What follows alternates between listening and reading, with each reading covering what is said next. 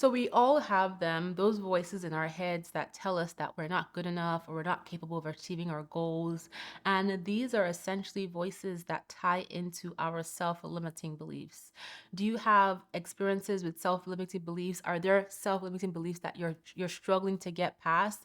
Share in the comments, because in this video we're going to talk about how to get past the most common self-limiting beliefs that we all struggle with at one point or the other in our lives. Hey everyone, my name is Bola Shokumbi. I'm the founder and CEO of Clever Girl Finance.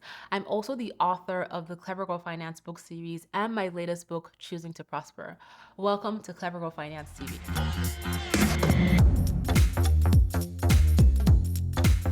So in today's video, we're going to go over 10 big self-limiting beliefs that hold us back and how we can get past them. But first of all, what is a self-limiting belief? So a self-limiting belief is a false or negative belief that you have about yourself. It could stem from past experiences or from your upbringing. And essentially, these self-limiting beliefs keep you stuck in your tracks where you do not pursue your goals because you simply believe that you can't, or you believe that you're unable to do it. And as a result of self-limiting beliefs, you may find yourself feeling emotionally down, sometimes even feeling depressed, feeling demotivated, uninspired, because you have fallen into this state of believing all these things about yourself that are essentially not true. And when it comes to self-limiting beliefs, they have a tendency to keep us in this fixed mindset space as opposed to being in a growth mindset space. And so in order to achieve our full potentials, we need to know how to get past these beliefs when they present themselves to us. So let's talk about 10 common self-limiting beliefs and how to overcome them. Number one is, I can't do this. So you may be someone that holds yourself to high standards, or you have anxiety when you can't do things perfectly, or you may have failed at doing something in the past, and as a result, you tell yourself you can't do something else, right?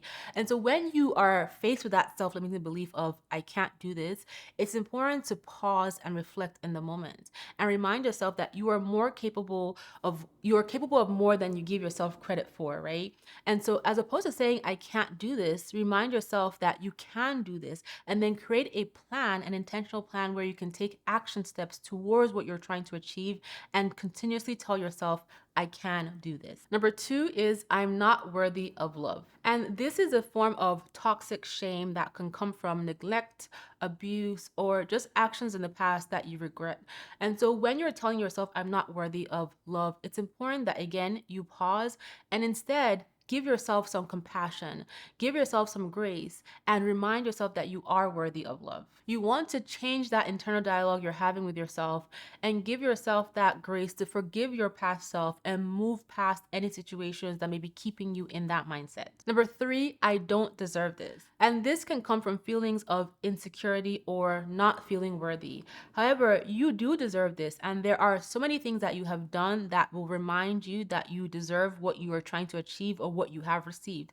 So start to journal and write down all the amazing things that you have done and why you have deserved them, right? You will definitely find a number of things that you can journal and remind yourself that yes, what you're trying to achieve, that big goal, you do deserve it. What you have received, those positive things, those blessings in your life, you do deserve them. So you always want to have a counter to that self-limiting belief that's trying to hold you down. Number four is I am not ready yet. And this is essentially imposter syndrome.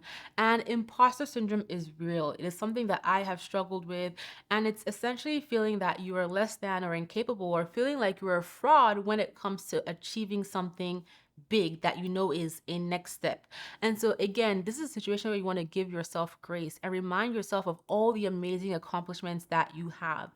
And as opposed to telling yourself, I'm not ready yet, give yourself the grace to work through things as they happen and to figure things out as they happen and to do your best. Because guess what? At the end of the day, when you look at your past, you've accomplished so much. And maybe at the beginning of those situations, you may have told yourself you were not ready yet, but you did it anyway. So even if you think you're not ready, just go ahead so you don't miss out on opportunities because you're telling yourself you're not ready. Take advantage of those opportunities. Do your best and figure things out as you go along. You are more than capable. Number 5, this is too hard. And this is something that a lot of us tell ourselves, especially when we're navigating difficult situations. You may be trying to pay off a mountain of debt. You may be trying to save a significant amount of money. Maybe you're trying to get to the next level of your career and you're telling yourself this is too hard. But what other options do you have as opposed to keep trying? You don't want to give up, right? That's why you're watching this channel. So remind yourself that yes, it might be hard, but you have every capacity to figure it out and to take difficult steps. And you have done hard things in your life. So what is this next thing that you're telling yourself you can't do? Remind yourself that yes, it might be hard, but you have what it takes to see yourself through the challenge. Number 6, I can't change. So you may find yourself in a job that you hate, but you've worked there for so many years and you're telling yourself, I can't change the situation. I've tried my best to find another job, but this is what it is. Or you may be in another situation or be faced with a certain types of experiences in your life where you feel like because of what has happened, you can't change. But that is not a mindset you want to pursue if you truly are seeking change.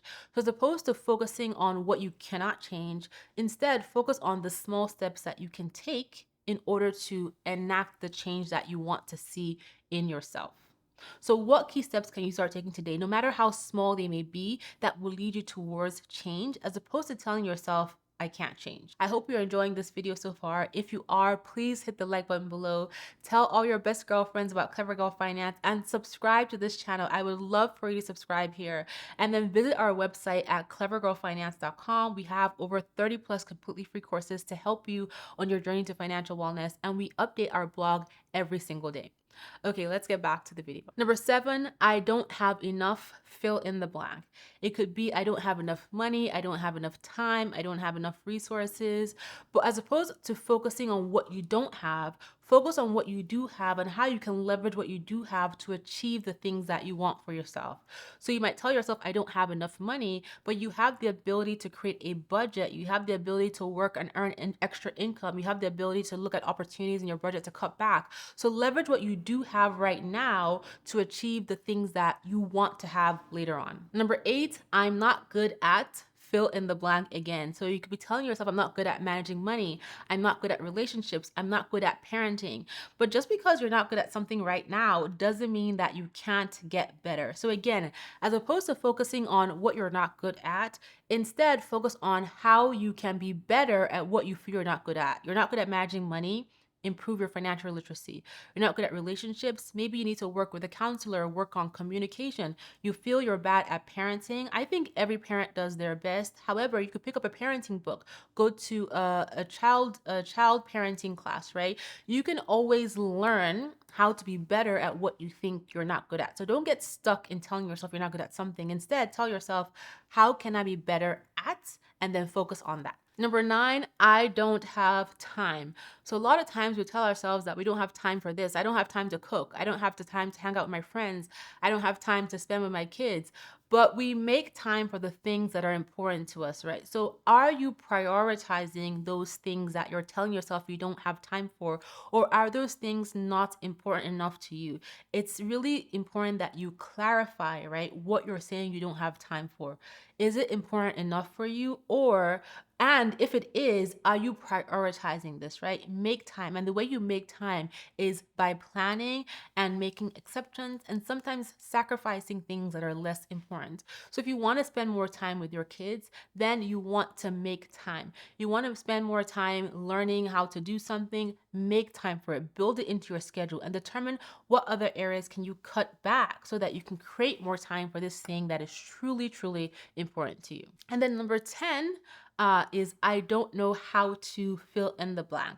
There's so many things that I don't know how to do, right? There's so many things that we all don't know how to do. We may tell ourselves things like, I don't know how to navigate being a shy person. I don't know how to approach my boss. Again, this is similar to the I can't change limiting mindset. It's also similar to the I'm not good at mindset, right? And again, just because you don't know how to do something doesn't mean that you can't learn how to become better at it. Self-help books, educational videos, working with a counselor, working with a therapist, seeking support that you need to become better at something, to do better at something, to learn how to do something.